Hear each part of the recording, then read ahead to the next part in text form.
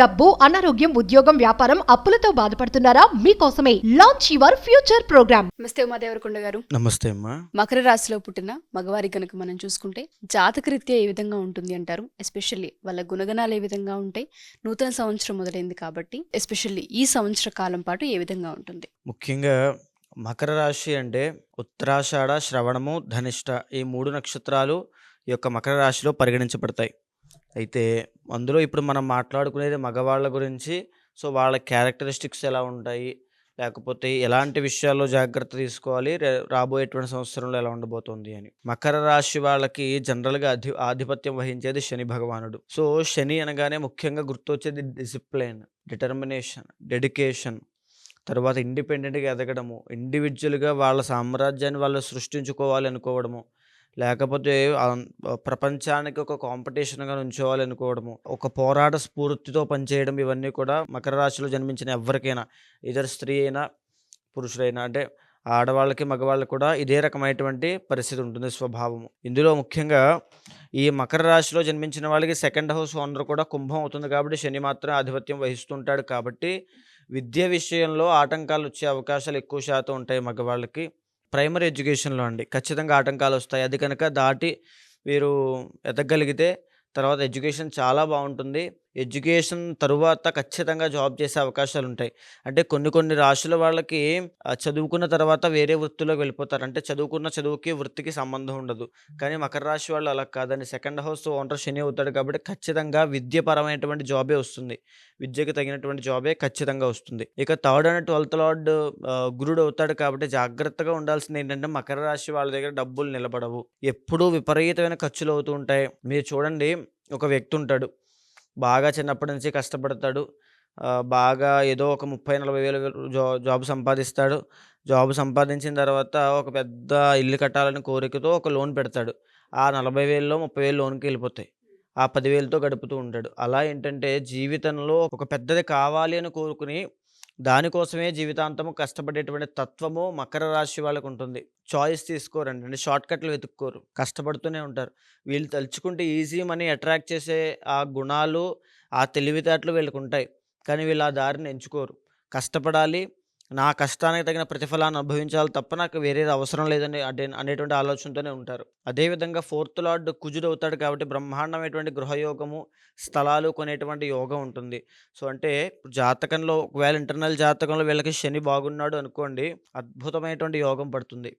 శని బాగాలేదనుకోండి, కాస్త self confidence తక్కువ ఉండడము, చిన్నప్పటి నుంచి గ్రోత్ అనేది చాలా తక్కువ ఉండడం అనేటువంటి విషయాలు కాస్త ఇబ్బంది పడతారు. అదేవిధంగా 5th అండ్ 10th లార్డ్ శుక్రుడు అవుతాడు కాబట్టి వీళ్ళకి మగవాళ్ళ కనుక ఆడ సంతానం కలిగింది అంటే, ఎస్పెషల్లీ ఆడ సంతానం పుట్టిన తర్వాత వీళ్ళకి అదృష్టం పడుతుంది. వీళ్ళ జీవితంలో గ్రోత్ అండి, ఒక రాజయోగం పడుతుంది. అదేవిధంగా వీళ్ళు కనుక అదర్ దాన్ జాబ్ అండి, జాబ్ కాకుండా ఒక ఇంటీరియర్ డిజైనింగ్స్లో పనిచేసిన, ఒక ఆర్ట్ డిజైనింగ్స్లో పనిచేసిన, లేకపోతే క్రియేటివ్ ఫీల్డ్స్ అండి, అంటే సినిమాటిక్ ఫీల్డ్లో కానీ, ఆ సినిమా ఫీల్డ్లో ఎనీ క్రాఫ్ట్ ఏదైనా పర్వాలేదు. ఎందుకంటే వీళ్ళకి చాలా డిటర్మినేషన్ ఉంటుంది, చాలా హార్డ్ వర్కింగ్ పీపుల్ కాబట్టి ఎనీ క్రాఫ్ట్ అయినా పర్వాలేదు. సినిమాటిక్ ఫీల్డ్లో అవ్వచ్చు, లేకపోతే ఆడవాళ్ళకి సంబంధించిన బట్టల వ్యాపారము, ఆడవాళ్ళకి సంబంధించిన కాస్మెటిక్స్, బ్యూటీ ప్రొడక్ట్స్. తరువాత చెప్పాలంటే శుక్రుడు ఆధిపత్యం వహిస్తాడు కాబట్టి పరుపుల బిజినెస్, ఫర్నిచర్స్, చెక్క వ్యాపారము, అంటే మనకి వుడ్ బిజినెస్, తరువాత లగ్జరీ కార్స్, లగ్జరీ బైక్స్ సంబంధించినటువంటి బిజినెస్లు, hotels and restaurants and shopping malls, పెద్దవన్నీ కూడా, అంటే హ్యూజ్గా వీళ్ళు ఎదగగలిగే అవకాశాలు చాలా ఉంటాయి. వీళ్ళ బిజినెస్ మైండ్ సెట్ కూడా చాలా బాగుంటుంది. కానీ ఇక్కడ చూసుకోవాల్సింది ఏంటి అని అంటే 7th హౌస్ ఓనర్ ఇక్కడ ఒరిజినల్ 7th హౌస్ కర్కాటకం అవుతుంది కాబట్టి పెళ్లి తర్వాత వీళ్ళకి చాలా వరకు కలిసి వస్తుందని చెప్పొచ్చండి. పెళ్లి వీళ్ళ జీవితంలో చాలా మంచి చేస్తుంది, సంతానము వీళ్ళ జీవితంలో చాలా మంచి చేస్తుంది. అంటే ఇంటర్నల్ జాతకంలో ఏమైనా దోషాలు ఉంటే ఖచ్చితంగా ఇబ్బంది పడతారండి, ఖచ్చితంగా ఇబ్బంది పడతారనుకోండి. ఇప్పుడు నేను చెప్పేటువంటిది బ్లూ ప్రింట్ అండి. ఈ బ్లూ ప్రింట్ ఆధారంగా, అంటే దీనికి పైన జరగచ్చు, దీనికి కింద జరగచ్చు. ఎందుకంటే ఇది జ్యోతిష్ శాస్త్రపరంగా మకర రాశి వాళ్ళ యొక్క గుణగణాలు ఎలా ఉంటాయి అని చెప్పి జ్యోతిష్ శాస్త్రం కొన్ని ఇస్తుంది. సో దాని ఆధారంగా నేను చెప్తున్నాను. సో ఏంటంటే పెళ్లి మీ జీవితంలో అద్భుతమైన మలుపునిస్తుంది. మెంటల్ సపోర్టర్ వచ్చేటువంటి స్పౌసెస్ వచ్చే అవకాశాలు చాలా ఎక్కువ ఉంటాయి. ఆడ సంతానం కలిగింది అంటే, ఎస్పెషల్లీ ఏ రోహిణి నక్షత్రంలోనో మీకు ఆడ సంతానం కలిగిందంటే చాలా అద్భుతము, మీరు చాలా అదృష్టం చేసుకున్నట్టు, మీకు ఎక్కడో పూర్వజన్మలో పుణ్యం ఉన్నట్టే. అదేవిధంగా జాగ్రత్తగా ఉండాల్సిన అంశం 6th లార్డ్ బుధుడవుతాడు కాబట్టి ఇక్కడ మిథునం అవుతోంది కాబట్టి మీ చుట్టాల్లోనో, మీ చుట్టూ ఉండేటువంటి పరివారంలోనో మీకు శత్రువులు చాలామందుంటారు. మిమ్మల్ని తొక్కాలి అనుకునేవాళ్ళు చాలామందుంటారు. మిమ్మల్ని చూసి ఏడిచేవాళ్ళు చాలామందుంటారు. అయితే ఇంకా జాగ్రత్తగా ఉండాల్సింది కాస్త కోపం తగ్గించుకోవాలి. న్యూరో రిలేటెడ్ ప్రాబ్లమ్స్‌తో ఇబ్బంది పడే అవకాశాలు కనిపిస్తున్నాయి. ఈఎన్‌టీ ప్రాబ్లమ్స్ అంటే ఫేస్‌కి సంబంధించిన ఇబ్బందులు, న్యూరో ప్రాబ్లమ్స్, తరువాతొచ్చేసి ఈ స్కిన్ రిలేటెడ్ ఇష్యూస్ ఇవన్నీ ఫేస్ చేసే అవకాశాలుంటాయి. చేతులు ఎక్కడైనా ఇబ్బంది పడడము అంటే చిన్న చిన్న ఇంజ్యూరీస్ అవ్వడం చేతులకి, ఇవన్నీ అయ్యే అవకాశాలు ఎక్కువ కనబడుతున్నాయి. చాలా జాగ్రత్తగా ఉండాలి. సో, 8th లార్డ్ సింహం అవుతుంది. సో, అక్కడ రవి ఆధిపత్యం వహిస్తుంటాడు కాబట్టి తండ్రి ఆరోగ్యం చాలా జాగ్రత్తగా చూసుకోవాలండి. ఎందుకంటే 8th హౌస్ ఓనర్ రవి అవుతున్నాడు కాబట్టి తండ్రి నుంచి ఎఫెక్ట్ అయ్యేటువంటి అవకాశాలుంటాయి. లేదా వీళ్ళ వల్ల తండ్రి ఎఫెక్ట్ అయ్యే అవకాశాలు చాలా ఎక్కువుంటాయి. సో, తండ్రి ఒక కీలకమైన కీ రోల్ ప్లే చేస్తుంటారు కాబట్టి మకర రాశి వాళ్ళు ఖచ్చితంగా తండ్రిని చాలా జాగ్రత్తగా చూసుకోవాలి. అదేవిధంగా 9th లార్డ్ అయినటువంటి బుధుడు వీళ్ళకి ఇందాక నేను చెప్పినట్టుగా ఒక ఉద్యోగము, ఒక విద్య, తర్వాత వ్యాపారంలో ఇందాక నుంచి కాస్మెటిక్స్ ఇవన్నీ ఉన్నాయి కదండీ! అంటే 2, 3 రకాలుగా సంపాదించే తెలివితేటలు అపారంగా ఉంటాయి వీళ్ళకి. సో, ఇంకా చెప్పాలి అంటే డీప్‌గా ఇల్లీగల్ బిజినెస్‌లు, బ్లాక్ మనీ కూడా ఎక్కడ ఎవరి దగ్గర ఎక్కువ ఉంటుందనంటే ఈ మకర రాశి వాళ్ళ దగ్గర ఎక్కువ ఉంటుంది. వాళ్ళకి ఆ తెలివితేటలు ఉంటాయి. కానీ చాలామంది అంటే ఒక 60-70% పీపుల్ మకర రాశి వాళ్ళు ఆ దారిని ఎంచుకోరు.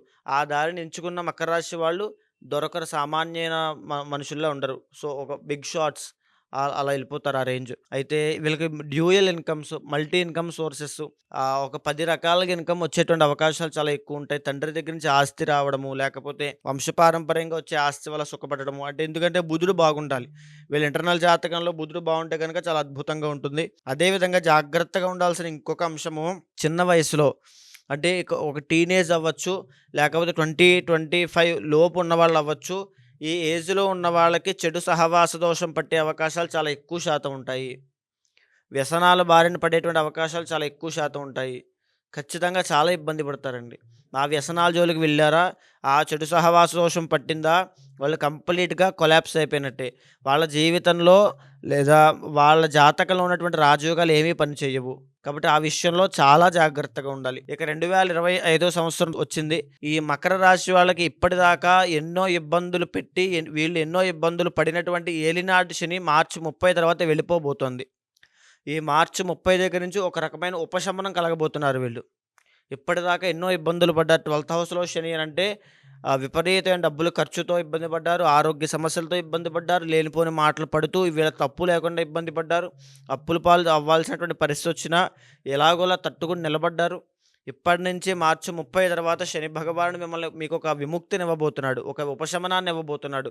జ్యోతిష్ శాస్త్రం ఏం చెప్తుందంటే అండి, ఏలినాటి శని వెళ్ళిపోతుంది అనంటే ఖచ్చితంగా ఒక శుభకార్యం జరుగుతుంది అని అర్థం. ఏదైనా పెళ్లి కావాలంటే పెళ్లి, సంతానం లేనంటే సంతానము, ఉద్యోగం లేదంటే ఉద్యోగము, బిజినెస్ గ్రోత్ లేదంటే కొత్త బిజినెస్సు, కొత్త రకమైన పరివారములు అద్భుతంగా ఏదో ఒకటి రాణిస్తుంది. ఎప్పుడు కూడా ఇంటర్నల్ జాతకం కూడా మనం దృష్టిలో పెట్టుకోవాలి. అక్కడ ఏ యోగము లేక ఏదో ఒక ఇబ్బంది పెట్టేటువంటి రాహువు, కేతు అంతర్దశలు ఇలాంటివి ఉన్నప్పుడు ఇక్కడ ఎంత శని భగవానుడు ఇవ్వాలని చూసినా అది మీకు వర్తించదు. మీరు తినలేరు. అనుభవించే యోగం ఉండదండి. సో, ఇక్కడ మనం ఆలోచించాల్సింది ఏంటంటే మే 18వ తారీఖు తరువాత ఈ మకర రాశి వాళ్ళకి 2nd హౌస్‌లోకి రాహువు రాబోతున్నాడు. సో, దానివల్ల రావాల్సిన డబ్బులన్నీ కూడా ఆగిపోతాయి. ఇప్పటిదాకా ఏలినాటి శని దోషం ఇబ్బంది పెట్టింది. ఇప్పుడు రాహు ఇబ్బంది పడతాడండి. దాచుకున్న డబ్బులు సేవింగ్స్ అండి. మన దగ్గర దాచుకున్న డబ్బులు కూడా ఏదో విధంగా ఖర్చు అయిపోయేటువంటి యోగం కనబడుతోంది. కాబట్టి చాలా జాగ్రత్తగా ఉండాలి. అదేవిధంగా ఇప్పుడు జాతకంలో 6వ స్థానంలోకి గురుడు రాబోతున్నాడు మే 15వ తారీఖు తర్వాత. సో, దీనివల్ల ఒక మంచి యోగమే ఇది. రాహు బాలేదు కాబట్టి చండీ హోమం చేయించాలి. ఈ మకర రాశి వాళ్ళు ఖచ్చితంగా 2025 సంవత్సరంలో చండీ హోమం చేయిస్తే వాళ్ళకి అద్భుతమైన రాజయోగం పడుతుంది. ఓకే. అండ్ ఇంకొకటి డబ్బులు విపరీతంగా ఖర్చు అవ్వకుండా ఉండడము, అనవసరమైన వృధా ఖర్చులు అవ్వకుండా ఉండడము, దాచుకున్న డబ్బులు కాస్త అలాగా మీ దగ్గర ఉండడము, ఆర్థిక సమస్యలకు ఇబ్బంది పడకుండా ఉండాలన్నా మీరు చండీ హోమమే చేయాలి. ఖచ్చితంగా మకర రాశి వాళ్ళు చండీ హోమం చేయండి. అద్భుతమైన రిజల్ట్స్ చూస్తారు. డెఫినెట్‌గా అండి. ఎవరైతే మకర రాశిలో పుట్టిన మగవారు మా ఈ వీడియో చూస్తూ ఉంటుంటారో, సో, మొన్నటి వరకు ఏలినాటి శని ప్రభావం వల్ల చాలా ఇబ్బందులు చవిచూస్తుంటుంటారు. సో, వాళ్ళందరికీ కూడా ఏదైతే శని ప్రభావం ఉందో అది తొలగిపోయి ఇప్పుడు ఏదైతే ముందు ముందు రాబోతున్న రోజులు కలిసి వచ్చే అంశాలు చాలా ఎక్కువగా ఉన్నాయని చెప్తున్నారు. అది వివాహమైన, ఆర్థిక సమస్యలైనా, సంతాన విషయమైనా, ఆరోగ్యమైనా. సో ఏ ఏ రోజులలో ఏ ఏ పనులు చేయాలి, ఏ ఏ విషయాలలో డెసిషన్స్ ఏ విధంగా తీసుకోవాలి, కలిసి వచ్చే అంశాలేంటి, జాతకరీత్యా ఏ విధంగా ఉండబోతుంది, ఏ బిజినెస్ చేస్తే మంచిది, వివాహానికి సంబంధించి ఎటువంటి డెసిషన్స్ తీసుకోవాలన్న వాటిపైన అంతర్గత జాతకం పైన డిపెండ్ అయి ఉంటుంది. కాబట్టి ఎవరైనా సరే ఉమాదేవరకొండ గారిని కలిసి జాతకం చూపించుకోవాలి అనుకున్నా, లేదా చండీ హోమం చేయించుకుంటే రాహు ప్రభావం ఉండదు అని చెప్తున్నారు. అలా చండీ హోమాన్ని మీరు చేయించుకోవాలి అనుకున్నా కింద స్క్రోల్ అవుతున్న కాంటాక్ట్ నెంబర్ని కాంటాక్ట్ చేయొచ్చు. థ్యాంక్ యూ ఉమా గారు. థ్యాంక్ యూ అమ్మా.